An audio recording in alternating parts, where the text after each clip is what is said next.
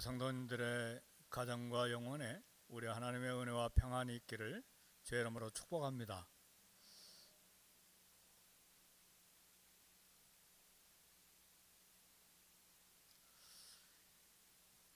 인생의 황혼인 인생의 석양이 다가오면, 다시 말하면 삶의 마지막이 다가오면 본능적으로 대부분 땅에 묻힐 묘지를 생각합니다. 그러나 매장지는 삶을 마지막 결산하는데 그렇게 중요한 건 아닙니다. 인도에 가서 보니까 왕비 무덤인 타지마을, 그리고 몇 군데 거대한 궁궐 같은 건물들을 방문했는데 모두가 다 묘지였어요. 인도 무굴 제국 한 왕이 아내의 죽음을 위해서 22년 동안 2만 명을 동원해서 묘지를 만들었는데 그게 타지마을입니다. 전부 다 대리석으로 지었는데 아주 화려하죠. 근데 그 건물에 들어가 보니까 관 하나만 있어요. 거기도 왕비의 시체가 있는 것이 아니고 시체는 지하에다 넣어놓고 모형 관만 둔 걸 보았습니다. 근데 무굴 제국, 인도의 무굴 제국 왕이 무덤을 만드느라 국가 재정을 너무나 낭비해 가지고 아들에게 쫓겨나서 죽을 때까지 감옥에 있다가 세상을 떠났습니다. 이집트의 피라미드처럼 무덤이 크다고 존경받거나 위대한 것도 아닙니다. 성경에는 크고 좋은 무덤에 매장되면 영생을 얻는다는 이야기가 전혀 없습니다. 어떤 신앙인의 말대로 예수 믿은 영혼은 주님 품에 가는 것입니다. 예수님을 믿고 그 영혼이 주님의 품에 있어도 무덤에는 흙만 남을 뿐이에요. 썩은 흙만 남을 뿐입니다. 그래서 우리는 매장지에 너무 마음 쓰지 말고, 걱정도 하지 말고, 돈도 낭비하지 말고, 살아있을 때 선한 일을 많이 해야 합니다. 그래서 오늘은 믿음의 사람들이 남긴 삶의 발자국의 중요성을 함께 생각하고 하나님의 말씀의 은혜를 나누기를 원합니다. 첫 번째는 베드로의 발자국인데, 청년 사울이 예수님을 만나 극적으로 믿고 복음 전도자가 되었습니다. 아라비아 광야에서 3년 동안 예수님을 깊게 만나고 다시 다메섹에 돌아왔는데 개종한 사울을 다메섹에 있는 유대인들이 죽이려고 공모를 했습니다. 그래서 예루살렘에 갔는데 거기서도 유대인들이 청년 사울을 죽이려고 했습니다. 그래서 결국 사울은 멀리, 옛날은 터키고 지금은 튀르키예라고 그러죠. 튀르키예에 있는 고향 다소라고 하는 성읍으로 내려갔습니다. 그리고 오늘 본문에는 사울은 사라지고 이제 사도 베드로의 사역, 사도 베드로의 발자국이 소개가 됩니다. 사도 베드로는 사방으로 두루 다니다가 루타에 사는 성도들을 방문했습니다. 베드로는 예루살렘에 가만히 앉아서 사람들이 찾아오기를 기다린 것이 아닙니다.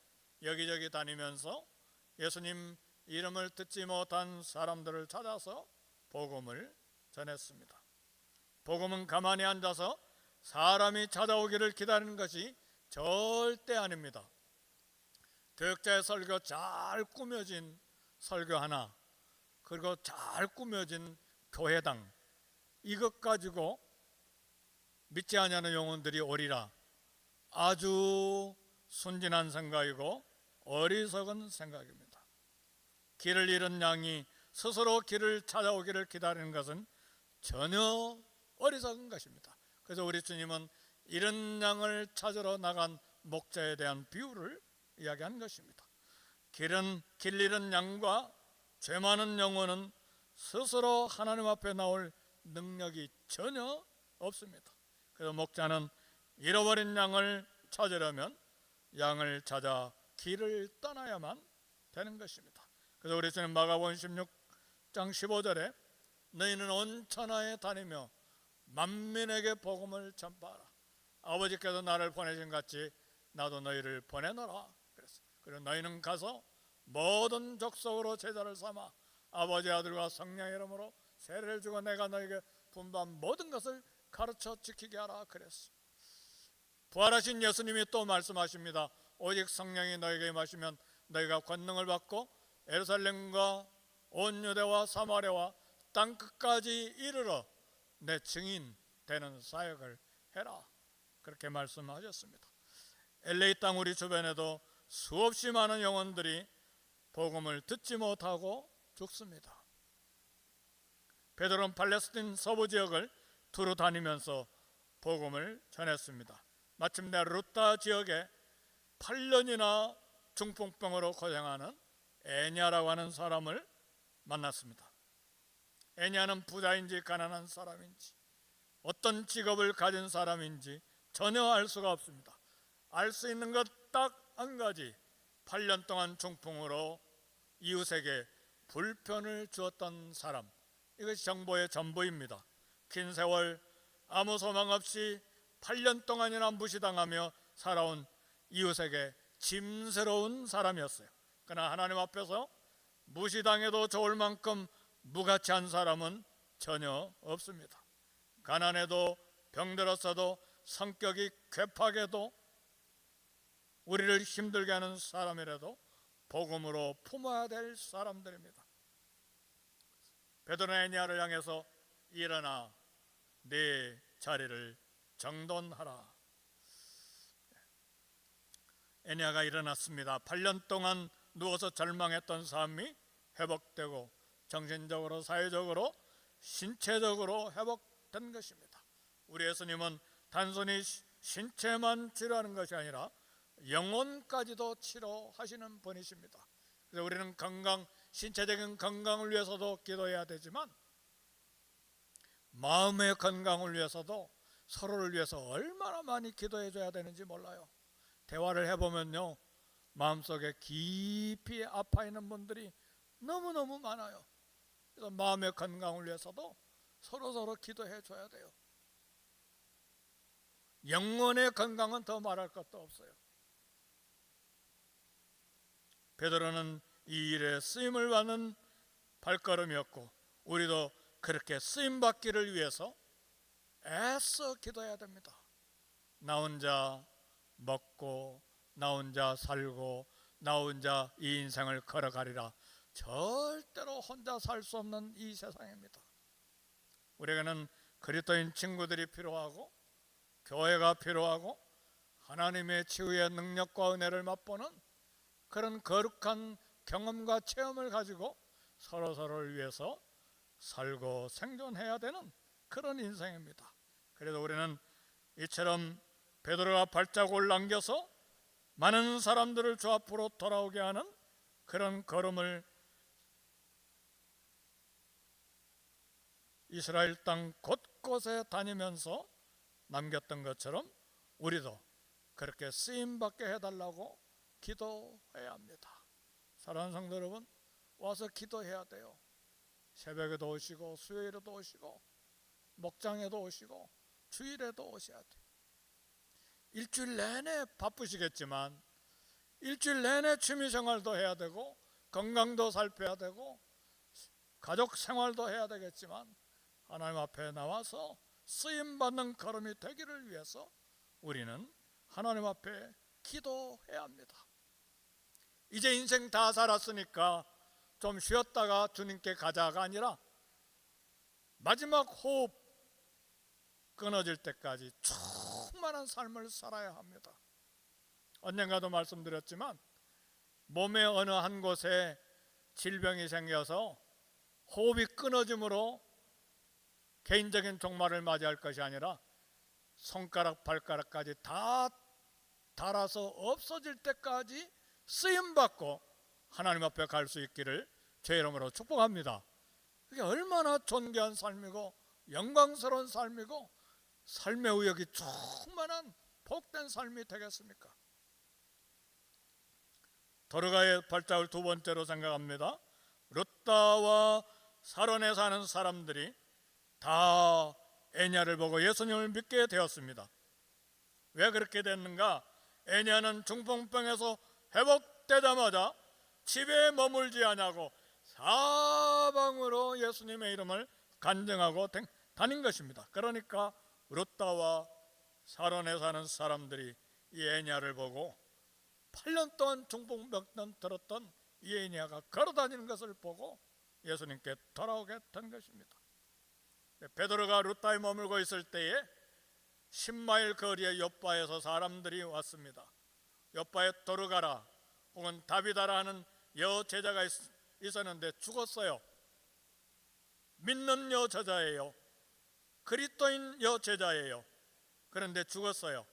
병들어 죽었어요. 그런데 베드로에게 속히 오라고 하는 사람들이 베드로를 찾아오는 것입니다. 얼마 전 루타에서 베드로가 8년 중풍병자 에냐를 고쳤다는 소문이 10마일 떨어진 욥바에까지 소문이 난 거예요. 그래서 사랑하는 성도 여러분, 소망의 하나님께서 저와 여러분들에게 성령의 능력으로 우리 모두에게 소망이 충만하게 되기를 제 이름으로 축복합니다. 우리 성령님은요, 소망을 충만케 하시는 분이에요. 로마서 15장에 나와 있는 말씀이에요. 하나님도 소망의 하나님이에요.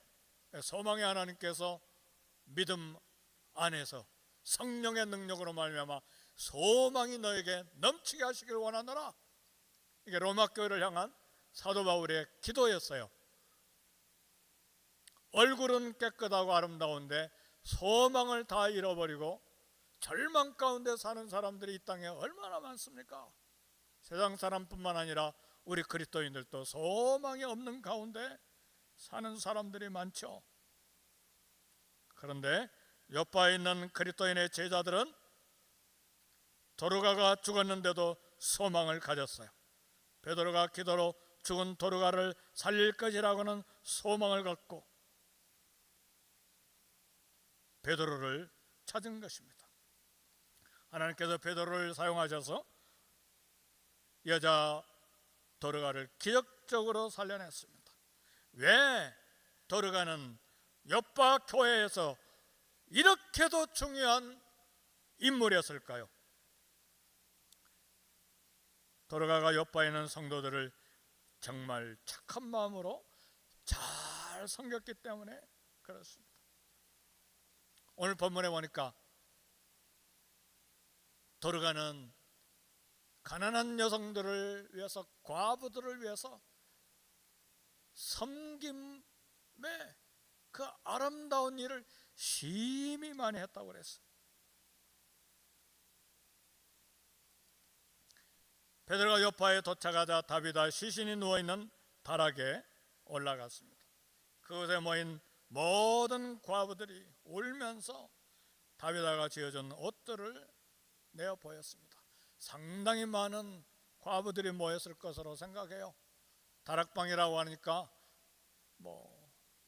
고개를 숙이고 허리를 굽혀서 들어가는 다락방이 아니고 마가다락방은 120명도 모인 다락방이었잖아요. 그런 어떤 다락방 올라가니까 다비다 시신이 누워있는 그런 모습을 베드로가 보였는데 그곳에 모인 모든 과부들이 울면서 다비다가 지어준 옷들을 내어 보였습니다. 과부들은 이런 간절한 모습을 보인 것은 다비다가 생전에 어떤 삶을 살았느냐를 보여준 것입니다.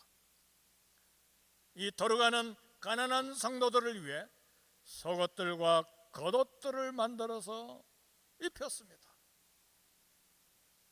자바시장에서 찍어내는 옷이 아니고 옛날에는 옷을 어떻게 만들었는지 모르지만 바느질을 했을 거 아닙니까? 그렇죠? 그렇게 해서 수많은 연약한 여성들을, 가난한 성도들을 위해 속옷들과 겉옷들을 계속해서 만들어 섬긴 것입니다. 그래서 다윗은 많은 사람들이 그녀의 죽음을 안타깝게 만드는 선한 삶을 살았습니다.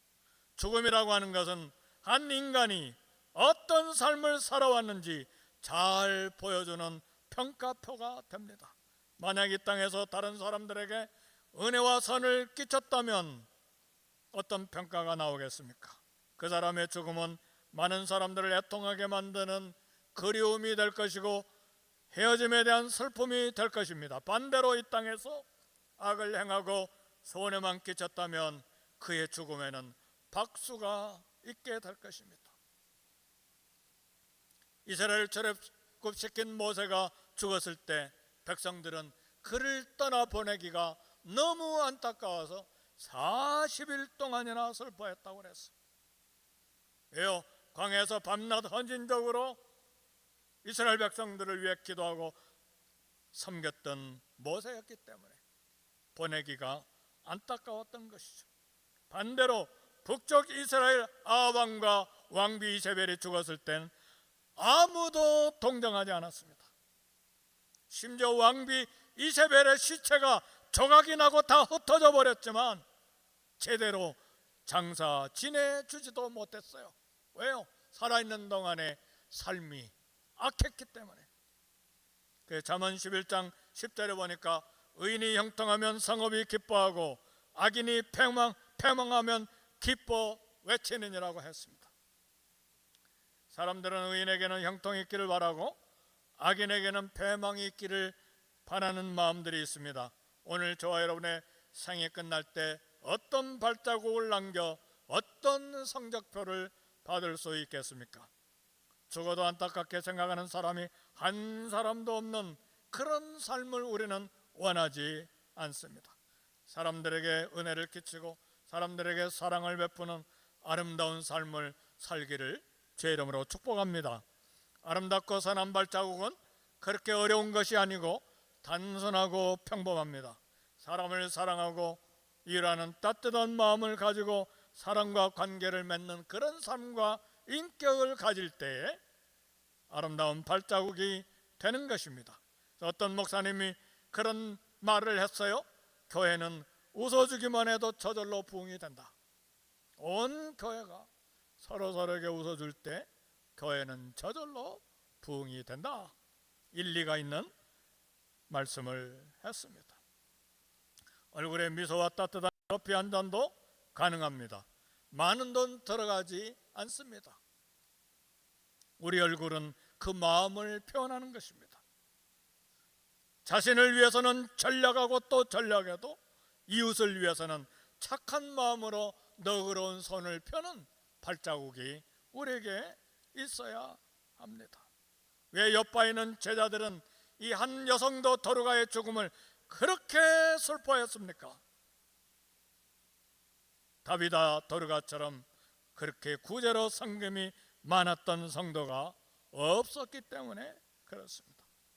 섬김의 정신을 가지고 있는 성도는 그 몸무게만큼의 금덩어리 가치가 있어요.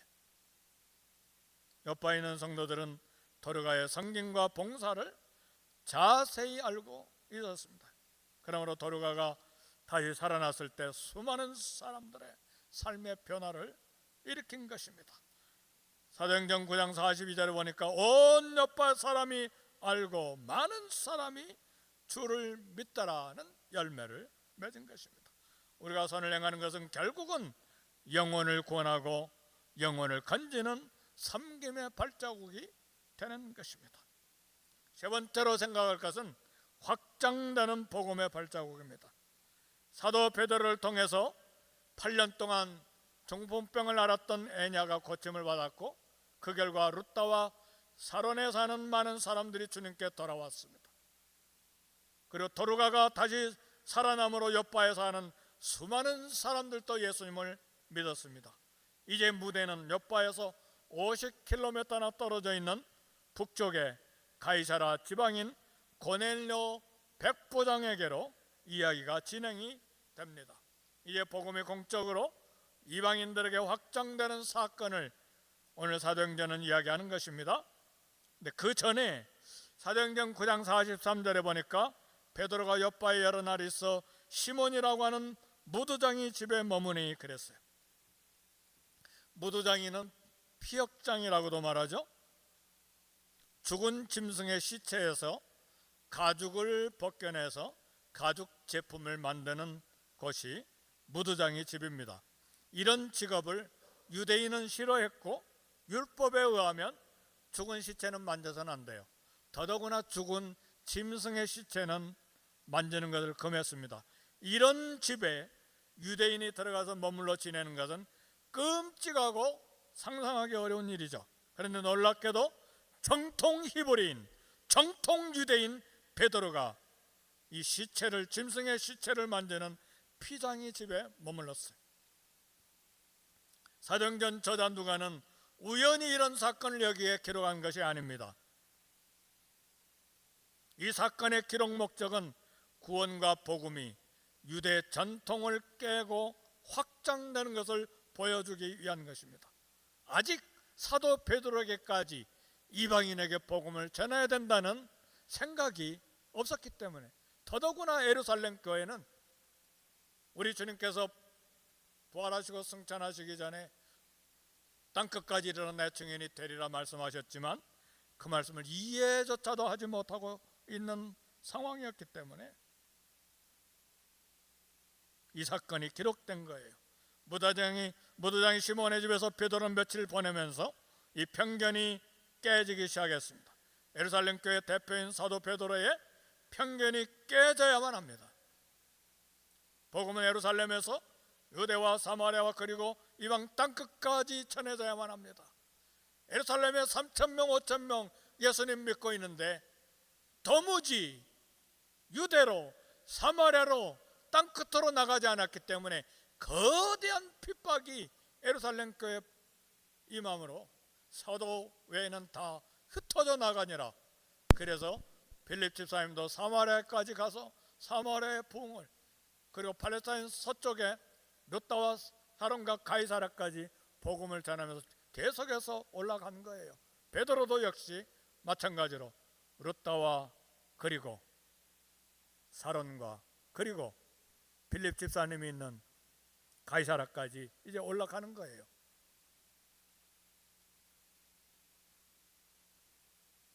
유대인들에게는 이방인들 구원은 꿈에도 생각을 못했어.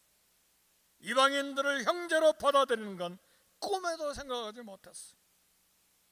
하나님이 이미 헬라파 유대인으로 추정되는 에냐와 도르가를 통해 이방인 구원을 위한 하나님의 마음을 보여주시기 시작한 것입니다. 베드로를 통해서 하나님 아버지의 생명을 구원하려고 하는 마음을 보여주신 것입니다. 그래서 유대인이 들어가서는 되지 아니할 짐승의 시체를 만지는 피역장 시몬의 집에 들어가서 머물게 된 것입니다. 이방 땅 향한 사랑의 마음이, 하나님의 마음이 140여 년 전에 우리 조선 땅에도 불어왔습니다.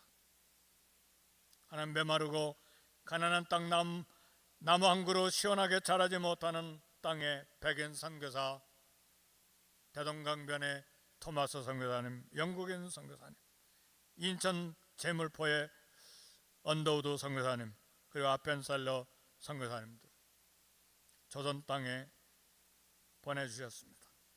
가마 타고 다니는 여성들은 보이지 아니하고 언더우드 목사님, 선교사님의 편지를 보니까 조선 사람의 마음이 안 보인다고 갈등을 했어요. 조선 사람의 마음이 안 보인 게 당연하죠. 우리는 일본 사람들 마음을 알 수 없다고 말하는데 조선 사람들도 마음이 보이지 않죠. 선교지에 가면요, 선교지 사람들의 마음이 안 보여요. 중요한 이유가 있어요. 말을 모르니까. 저도 한 1, 2년간은 브라질 사람들의 마음이 안 보였어요. 하는 말을 이해할 수가 없으니까. 선교사 어느 학교에 다니고 말하기 시작하고 듣기 시작하니까 이 사람들도 아픔이 있고 고민이 있고 갈등이 있고 미움이 있고 사랑이 있고 감정이 있고 가족애가 있구나. 그때야 마음이 보이기 시작한 거예요. 언더우드 선교사님 여성들이 보이지 않냐고. 왜? 가마 타고 다녔으니까요.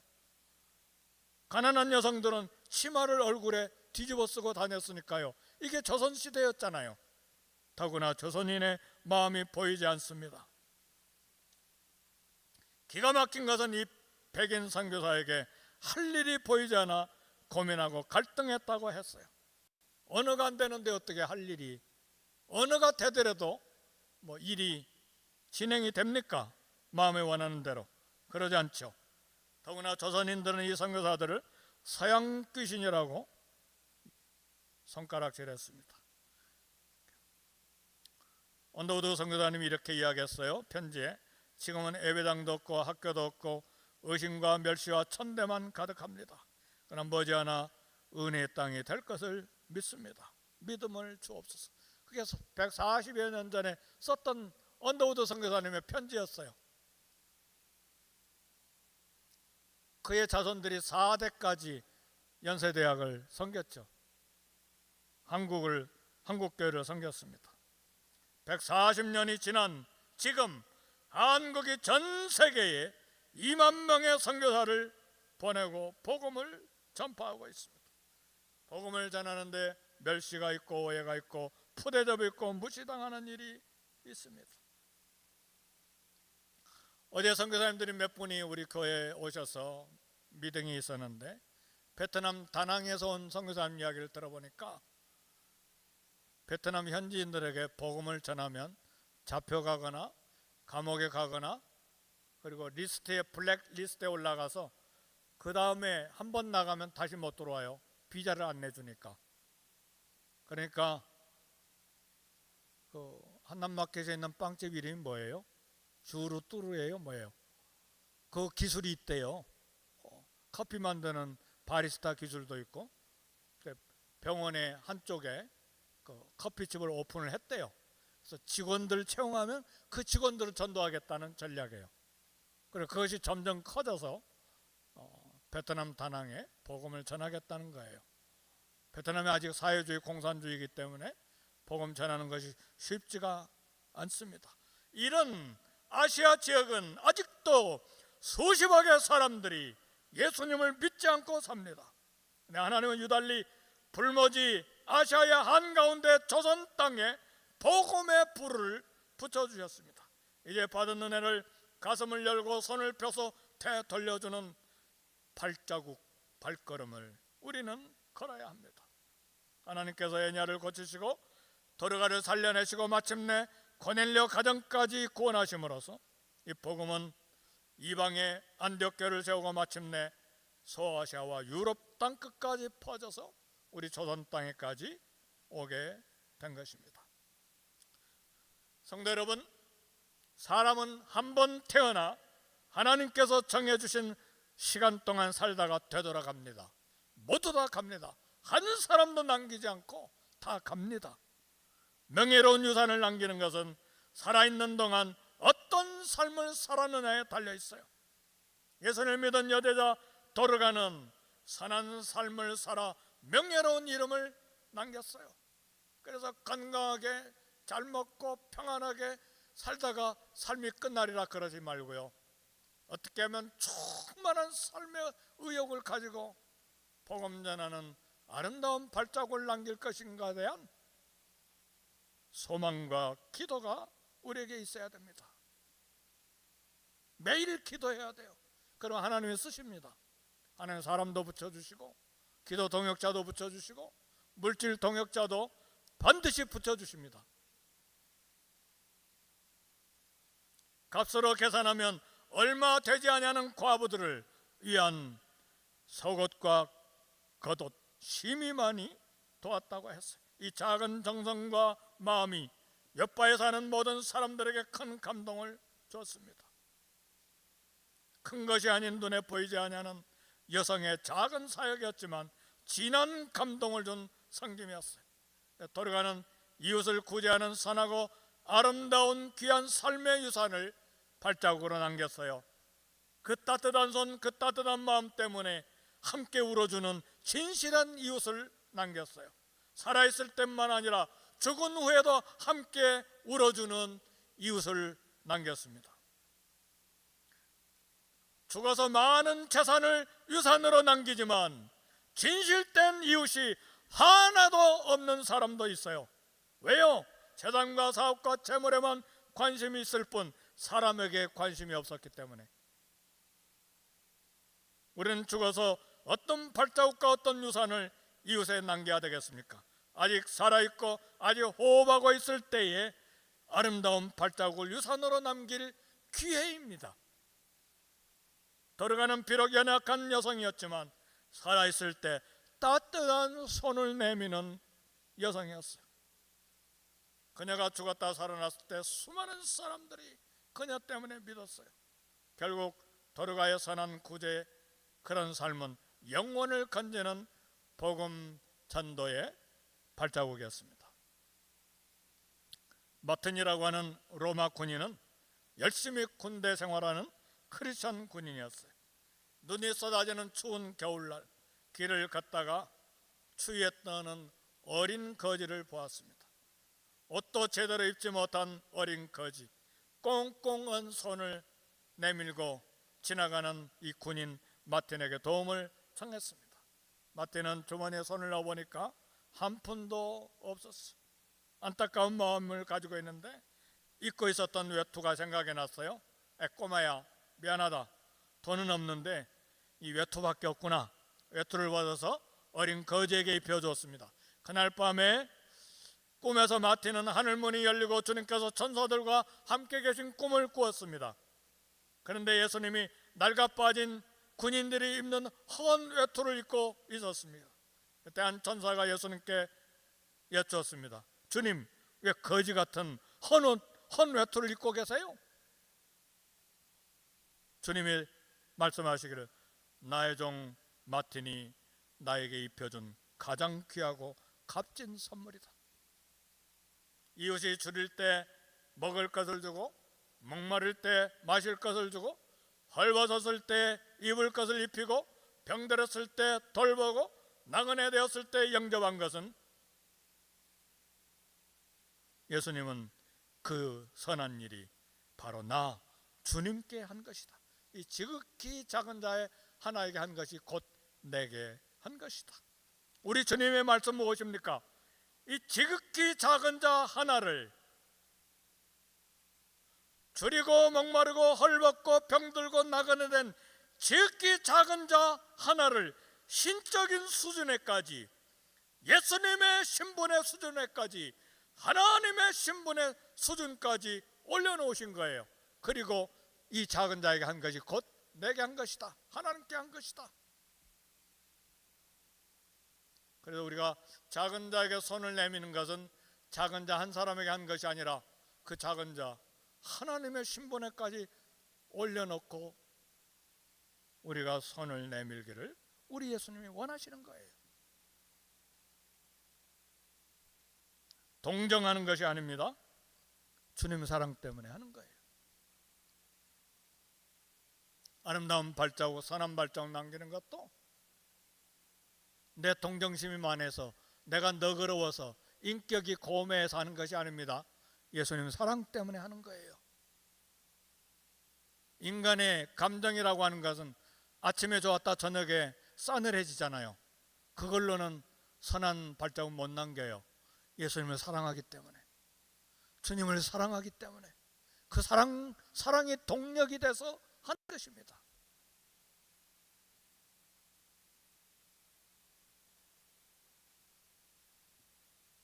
이틀 전에 아프리카 말라위 살리마 초등학교 학교 사역을 한 아프리카 말라위 오직관 선교사님에게 카톡이 왔어요. 여러분이 다 카톡 이렇게 전달해 드렸는데 어제 토요일 날 6월 21일 날 13년 만에 11명의 고등학생 졸업식을 가졌습니다.